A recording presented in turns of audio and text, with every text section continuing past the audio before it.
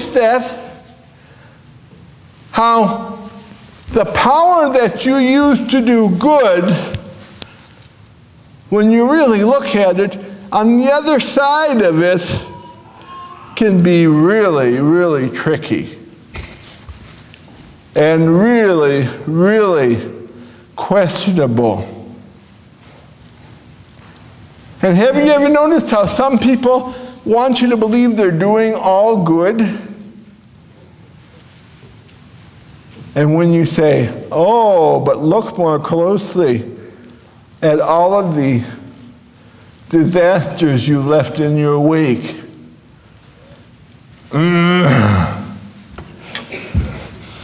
You've never been there, have you? Good and evil cohabit each of us in strange and remarkable ways. And that's why the more you allow God to use you, the more you need a Nathan.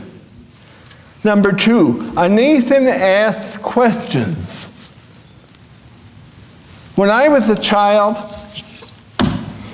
my parents would say to me, "Why do you have to ask so many questions? Just do it because I said to do it, because I'm the mom, or I'm the dad." You ever say that to your kids? I've always been a questioner. And you probably get exasperated with me. I don't want to talk to him anymore. He's going to ask me some more questions. Have you ever noticed how relationships need questions? And questions by nature are intrusive? In a world full of people who never look you in the eye, a Nathan looks you straight in the eye and looks straight through you. The questions that Nathan asks are usually about the parts of our personalities and our relationships that don't quite fit. Number 3, a Nathan tells the truth, helps us to see the truth about ourselves. I had somebody come in and see me the other day, and this person was starting to get into some deep waters with what this person wanted to talk about. I'm trying to be careful here so that I don't reveal any identities or clues about identities. And so I got up and shut the door. And he said, "You know why I come to see you?" This person said, "You know enough about the church out there from your experiences, and yet many of us have only had kind of one experience with the church. We can only remember 40 years. And you tell the truth. I come to you to rely on you to tell me the truth." And I looked at that person and I said, "Oh, that's dangerous."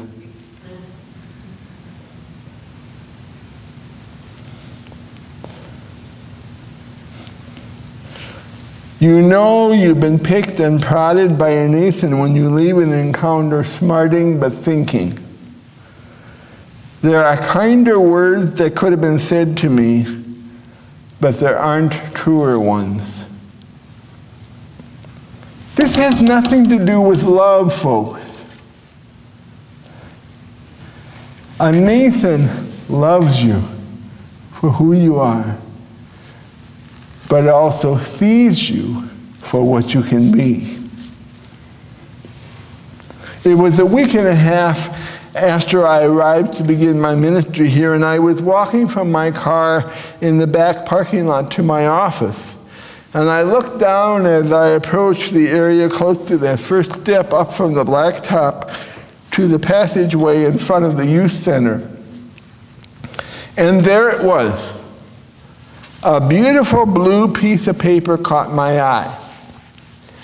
And as I picked it up, I noticed it was a business card. On one side was this piece of verse. I know you're out there. I can feel you now. I know that you're afraid. You're afraid of change. I don't know the future. I didn't come to tell you how this is going to end. I came here to tell you how it's going to begin. And it was signed Neo, the Matrix. And on the other side was the person's name and contact information and the descriptive title, Soul Surgeon. Now that title really intrigued me and stimulated my creative juices. And I've heard of a variety of different surgeons.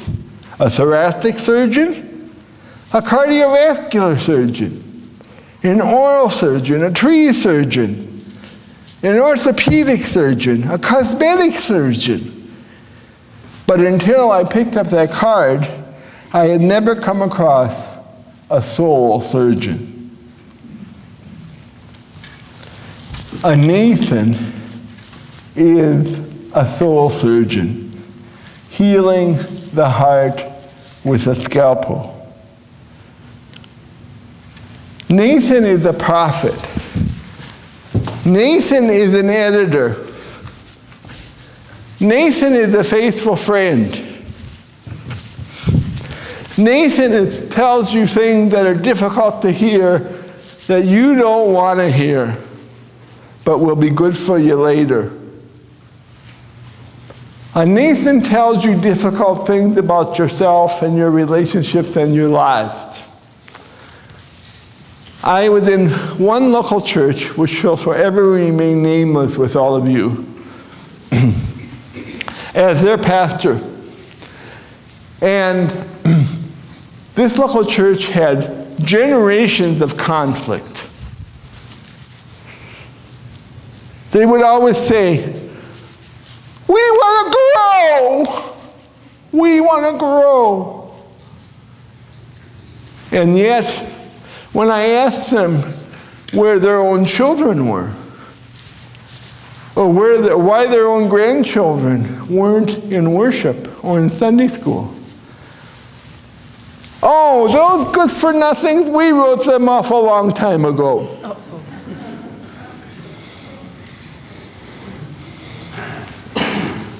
I'm sorry, that's the way it was.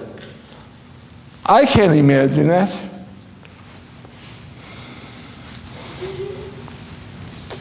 Well, this church kept digging itself deeper and deeper and deeper into conflict.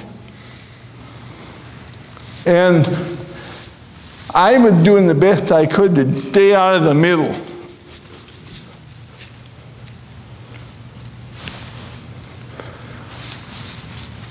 And then one elderly woman who was very influential in that church started spreading lies about what was going on.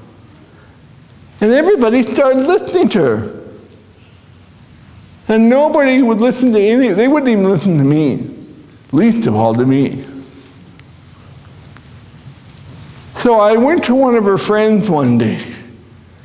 I called to make an appointment, went to one of her friends, and I sat down across from him, and I said, Tom, I said, you know what Ruth is doing.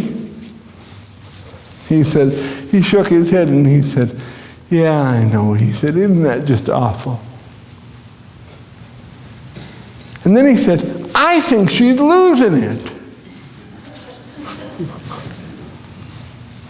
I thought, oh, well, maybe I've got an in here to talk about this situation. So I said to him, Tom, do you suppose you could tell her the truth? He said, oh, no. He said, I can't tell her the truth. He said, she's my friend.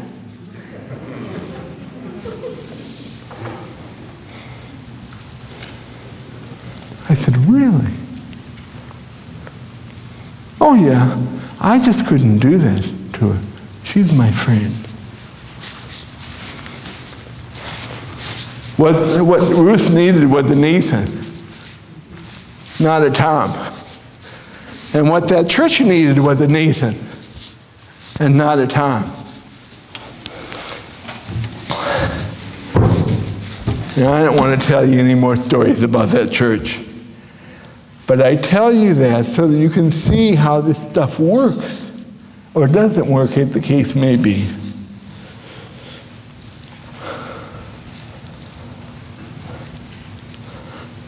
I want to close with this statement. I still got time. I want to close with this statement from an unknown Confederate soldier. It's a powerful commentary. Some of you have probably heard it before. But it's a powerful commentary, I believe, on those who move forward after humbling life experiences, many times with the help of a Nathan. Here it is, and I love this. I read it to myself a lot. I ask God for strength that I might achieve. I was made weak that I might humbly learn to obey. I ask for health that I might do great things. I was given infirmity that I might do better things. I asked for riches that I might be happy. I was given poverty that I might be wise. I asked for power that I might have the praise of men. I was given weakness that I might feel the need of God. I asked for all things that I might enjoy life. I was given life that I might enjoy all things. I got nothing that I asked for, but everything I had hoped for. Almost despite myself, my unspoken prayers were answered. I am among men and women most richly blessed.